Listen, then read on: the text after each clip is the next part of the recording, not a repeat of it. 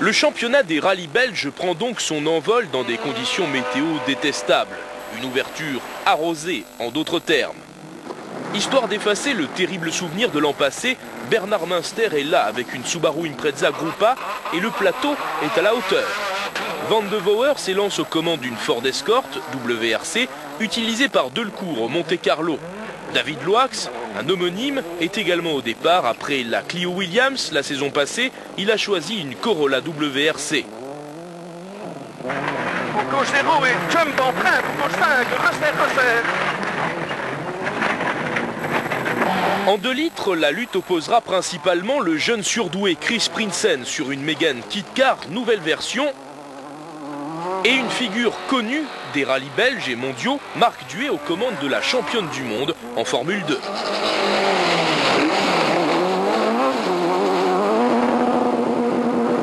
Chez Citroën, avec une Saxo Kit Car officielle, on a eu chaud, car si l'auto marche du feu de Dieu, c'est un miracle. 4 heures avant le départ, elle était bonne pour la casse à la suite d'un accident sur le routier. Bref, la saison débute tant bien que mal, et à l'issue de la première étape, c'est David Loax et sa Toyota qui pointent en tête.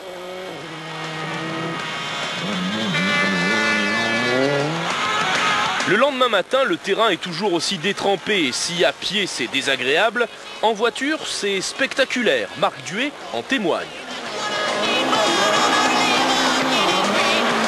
La journée commence à l'attaque pour les leaders de la catégorie Kit Car, tandis que Münster, sur son Impreza, reste le plus sérieux rival du leader. Quelques secondes seulement séparent les deux hommes, alors que les choses se passent plus difficilement pour la Ford de Van de Voer. Problème de boîte de vitesse pour commencer. Ouvre à fond, gauche 4 ouvre à fond, 100, léger sommet à fond, 50, droite 3, 4 à fond, frein, 70, carrefour droite 5, frein, 70, carrefour droite 5, tour gauche, ferme 4. Touchette par excès d'optimisme pour continuer. L'esthétique de l'escorte est entrée légèrement rectifiée.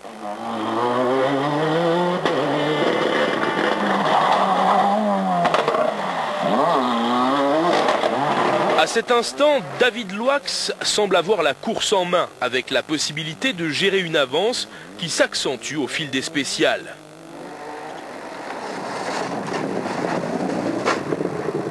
Mais le jeune pilote belge se fait piéger dans les sous-bois. Sur un gros freinage, la Corolla va sortir de la route.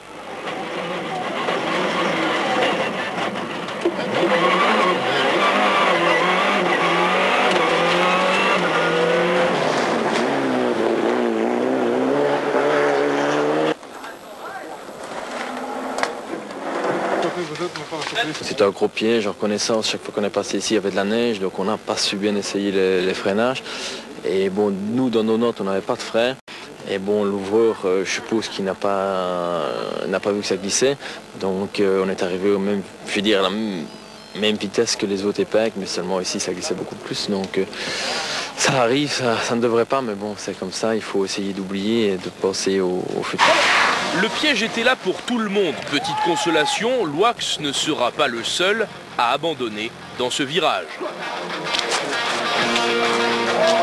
Reste alors à suivre la course exceptionnelle en 2 litres, une bataille à couteau tiré entre Duet sur l'Ibiza et Chris Prinsen, dont la 3e place au classement général est pleine de promesses, même si le pilote Renault a bien failli, lui aussi, commettre une faute grave.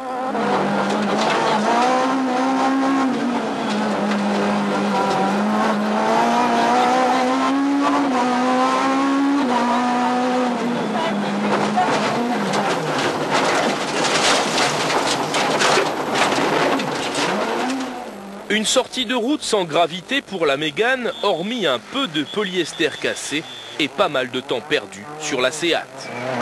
On a perdu à peu près 2 minutes là. Et maintenant, on a encore 1 minute et 2 secondes de retard. Donc on revient, mais il va très bien, il va vite. Chez les grosses, les événements se précipitent. Derrière Münster, Van de Voer est victime d'un éclatement à l'avant gauche. Une sorte d'histoire belge. Droite 5. Sur l'épingle gauche. On est crevé où? Oui, je sais. Hein? Oui, je sais, on est crevé. Où? On est où dans le spécial? On est où crevé, à l'avant, à l'arrière? Je ne sais pas. 40, droite 5, corde.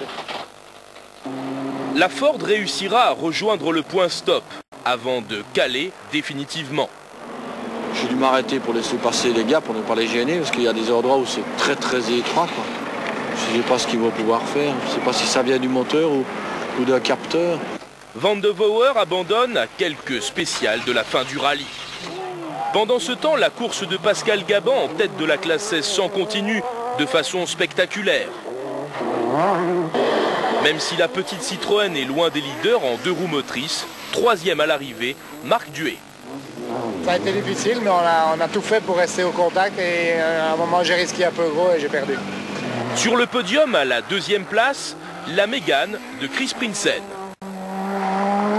Je suis vraiment très content. Après nos petites fautes, on a quand même su rattraper Marc. Et c'est bien pour le rallye et aussi pour le championnat. Et je suis vraiment très content. Vainqueur au final de ces boucles de Spa, comme pour conjurer le mauvais sort, Bernard Münster et sa Subaru.